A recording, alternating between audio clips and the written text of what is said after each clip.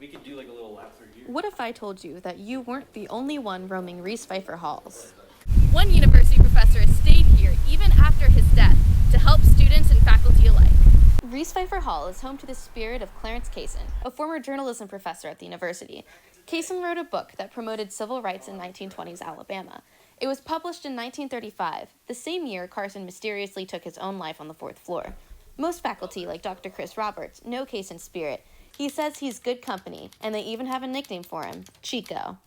I was here late one night putting a academic paper to meet a deadline, and it's like just heard this door, and you think, well, there's nobody in this building, and I go out and I look, and there's nobody in the hallway, and you think to yourself, it's just Chico. Students have heard of the rumor too, like public relations student Mallory Cook. I know there's some story about a ghost in Reese Phifer. I don't really remember what the story is behind it. I've just heard that there's a ghost. Most claims of haunting include hearing footsteps in the building and doors opening and closing on their own. Paranormal investigator Grant Pethel says this is pretty typical for most claims. Strange noises are usually one of the most common, right? And then next would be usually some sort of visual phenomenon. Drew Dawes, a former teaching assistant of Rick Bragg, says he worked in the same office that Kaysen took his life in.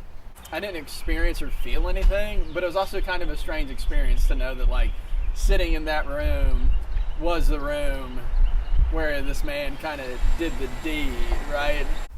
So next time you hear someone in the halls of Reese Phifer, it may not always be a classmate. It may just be Kaysen wishing you luck on your finals. In Tuscaloosa, I'm Olivia LaRose reporting.